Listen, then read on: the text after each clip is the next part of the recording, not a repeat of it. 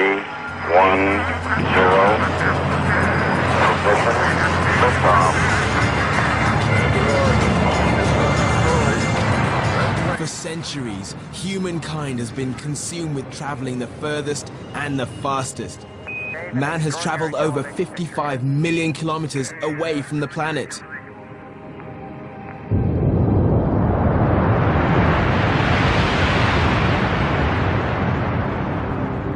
But in the quiet town of Carletonville in South Africa, not far from Johannesburg, engineers, scientists, and geologists have traveled deeper than any other men below the surface of the Earth.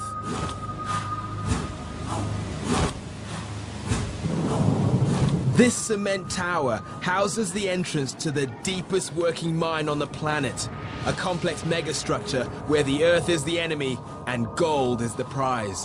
It is a mining matrix built over 3.6 kilometers or 2.2 miles underground.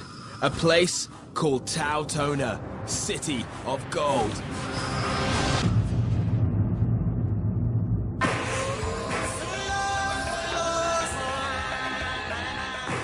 TauTona is in the area of South Africa that has produced over half of all the gold that man has ever mined. Carletonville is a very quiet town, on the surface anyway.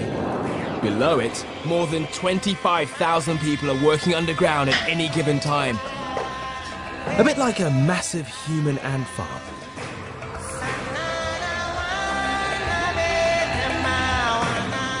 TauTona operates at 3.6 kilometers below the surface of the Earth. 48 years ago, no one would have believed it possible that miners would be able to work underground at such remarkable depths. Scientists knew what men would have to deal with in space, but going this far into the Earth was a different kind of adventure.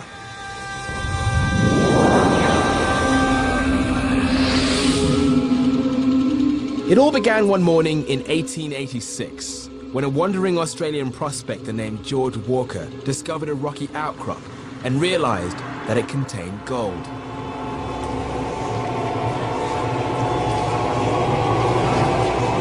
He had no idea that he was standing above the Earth's richest gold reef, and that his discovery would lead to one of the greatest gold rushes of all time.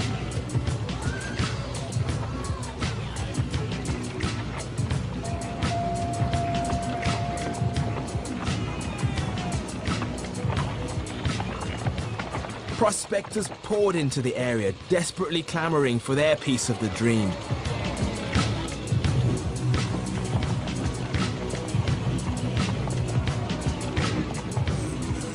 The story of gold mining in South Africa had begun, and Johannesburg became a thriving, sophisticated city.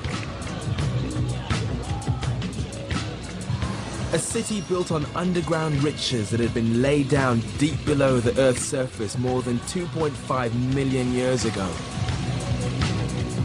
By the early 40s, the hunger for gold had increased, but prospectors faced major problems. The gold reef extending from Johannesburg past Carletonville didn't lie close to the Earth's surface. It appeared to dive into the Earth at a steep angle. Engineers realized that the only way to mine the ore would be to chase it on its way down. It was time to call in the scientists, and the real work began. There were no swift solutions. It took 15 years of geological surveys and vast fortunes to solve this problem. Engineers finally agreed that it was possible to sink a shaft and then to blast tunnels. In 1957, the main shaft of TauTona was sunk. The journey down under was fraught with obstacles. Engineers coped with underground earthquakes. They drilled through pockets of lethal gas, scorching temperatures, and millions of gallons of pressurized water. The end result? The main shaft of almost 2 kilometers deep. No mechanism was available to take men to the required depth of 3.6 kilometers in one journey. So a second and third shaft were built to carry workers to the deepest place in TauTona, known as 120 level,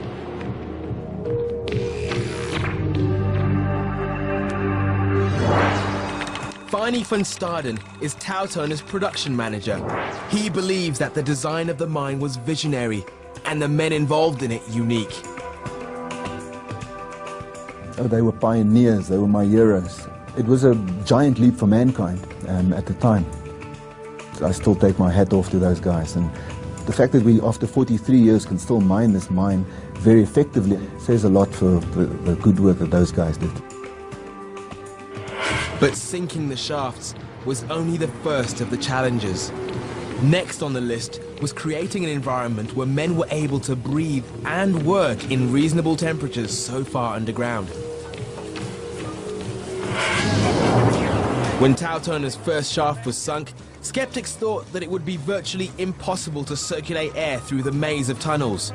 Without ventilation, there could be no deep-level mining. Once again, engineers set to work, designing a highly effective ventilation system that is still in operation today. Richard Mack and his team are the engineers responsible for breathing life into TauTona.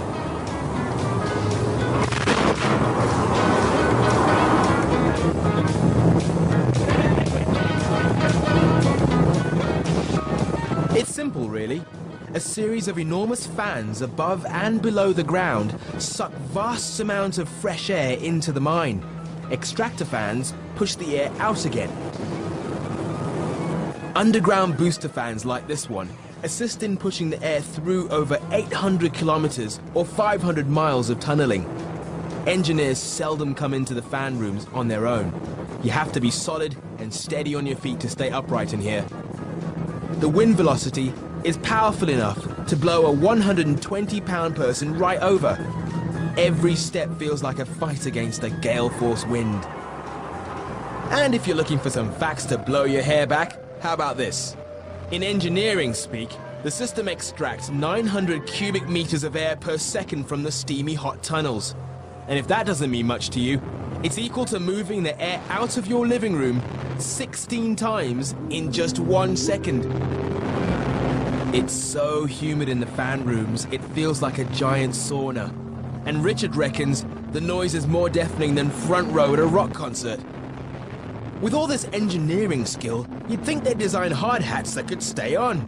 Richard and his guys are used to the punishing environment, but the cameras used to film this weren't. They shut down twice as a result of the intense heat and humidity. Just opening and closing one of the doors feels like fighting a tornado. Any engineer venturing here on his own risks getting trapped inside one of these wind tunnels.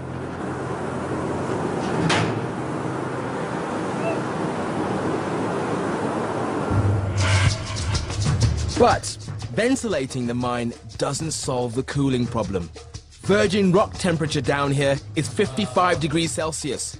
That's 131 degrees Fahrenheit. The closer you get to the molten center of the Earth, the hotter it gets. The air here must be chilled to a bearable 28 degrees Celsius. And what's the answer to hot stuff? Fridges, of course. The mine has installed gigantic refrigeration plants with the cooling power of over 120,000 domestic refrigerators. That's equal to making 16,000 tons of ice per day. The system is effective, but needs constant maintenance, and these engineers can never afford to lose their cool. With all these endless environmental obstacles, many mining experts believe that working at these levels that these guys have reached is just too dangerous. The team at TauTona has accepted the risk.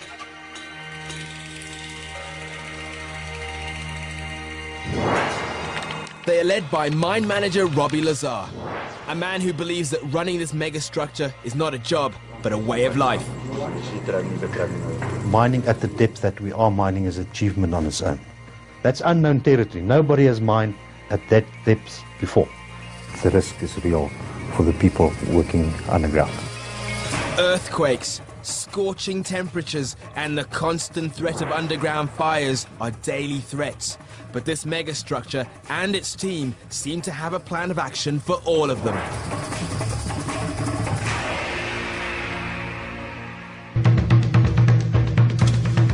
TauTona Mine is the deepest working mine in the world. Below ground, war is waged against the planet every day, with underground earthquakes, soaring temperatures, and lack of air just some of the challenges of deep-level mining. The movements of the Earth threaten to destroy 50 years of engineering triumph daily, and mining a treacherous 3.6 kilometers below the surface of the Earth is a major feat. In 1977, the Guinness Book of Records declared TauTona to be the deepest working mine in the world. The mine is made up of over 800 kilometers or 500 miles of tunneling which branch out in all directions from the central shaft, much like the roots of a tree. If you are having trouble imagining a depth of 3.6 kilometers, think of it this way. It's the same distance as over 9 Empire State Buildings on top of each other.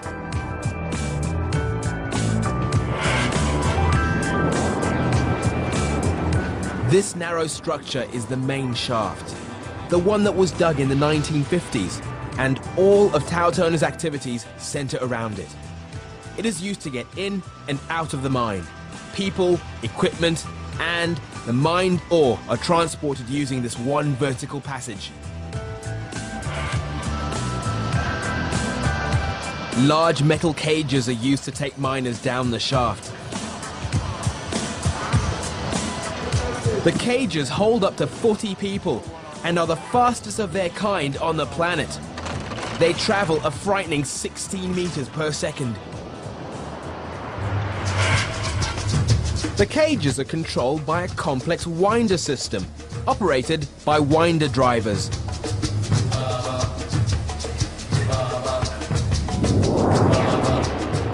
When you first travel in one of these speeding cages, it feels more like an amusement park ride than an elevator, as you drop almost 2 kilometers on the end of a steel rope.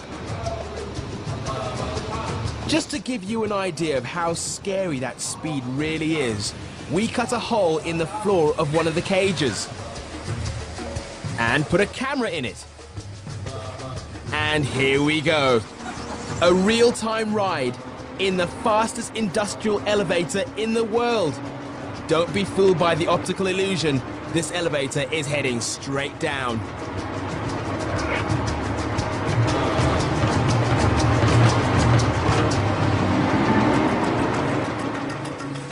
The ropes of the main shaft cages are 2,100 meters long and weigh 21.5 tons each.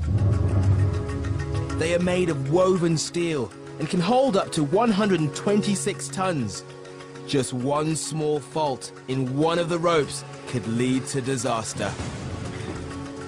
The ropes are electromagnetically tested on a monthly basis, and if the smallest fault is detected, the rope is changed. A job that takes 40 hours and 15 men. The chance of the rope breaking is extremely slim, but even the remotest possibility is still a great threat.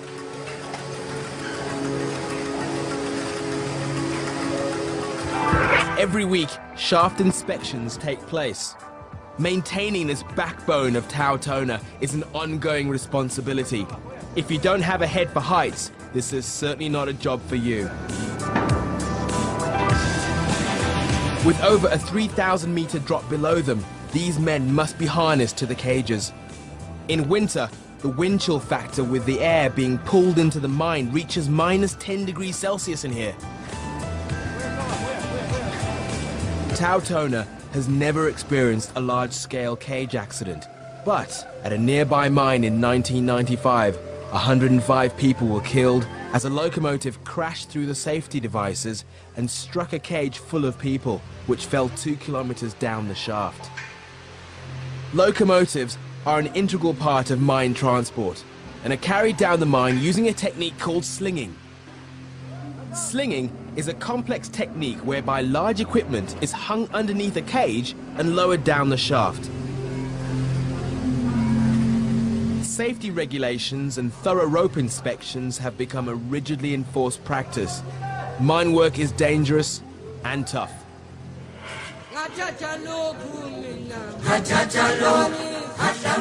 Let's take a look at what is required to be a miner at TauTona. The name of the mine means Great Lion, and the people who work here believe that you must have the heart of a lion to do this job. If you want to work with Solomon Moketsi, set your alarm for around 3 a.m. First stop is the change room where you suit up for the day ahead.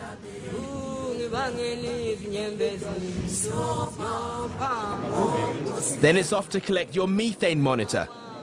Methane can cause underground fires and explosions, so being aware of its presence is a must.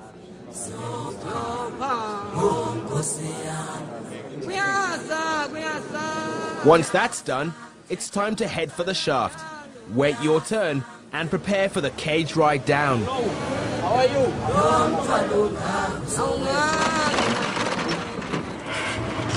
Today, Solomon and his team are working at one of the deepest points in the mine.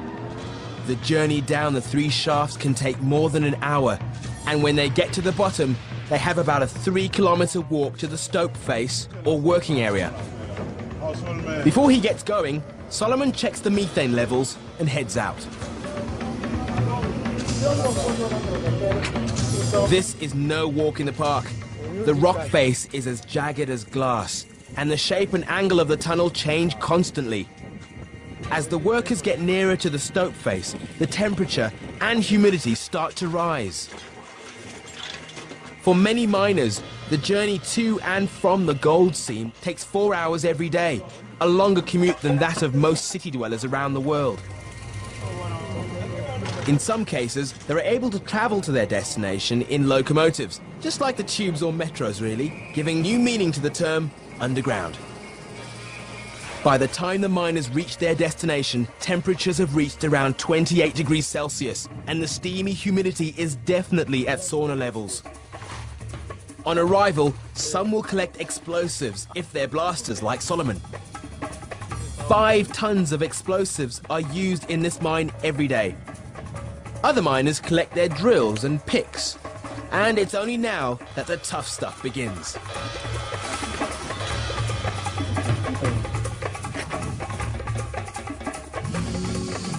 With 3.6 kilometers of earth above them, the natural pressure on the rock down here is about 9,700 tons per square meter.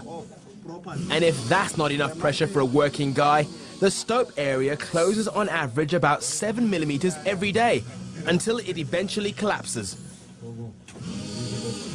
The stope face is extremely narrow, sometimes as narrow as 90 centimeters. That's under 3 feet. That means crawling into a small dark space where you're likely to stay for the next 8 hours. And they're a tough bunch of people. It's not for sissies. The conditions are harsh. If you are a guy who don't like to get your hands dirty, hey, please get an office job. The guys that work underground are tough guys. With such harsh conditions underground, heat stroke and dehydration are always a threat at these depths. Medical teams are on standby to treat miners who are in distress, like this man from 100 level, who had to be rushed to the surface after succumbing to severe heat exhaustion. The closer miners get to the core of the earth, the hotter it gets.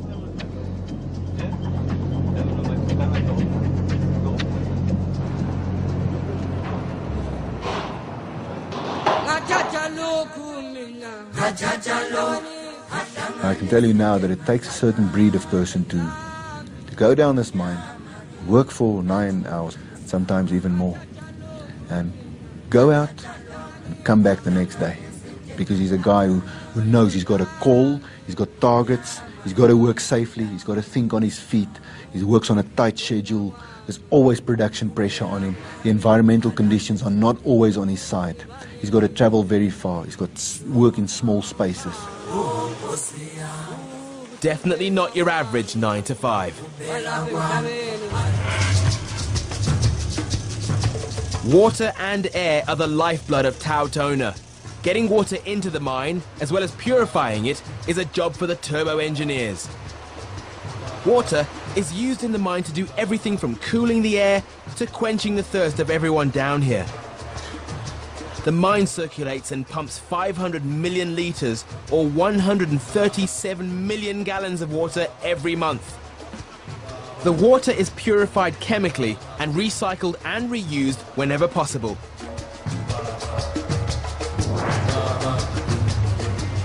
While water is a positive force in many ways, it has also proven to be one of the mine's greatest threats, and a serious concern for Peter van Zyl, the rock geologist at TauTona.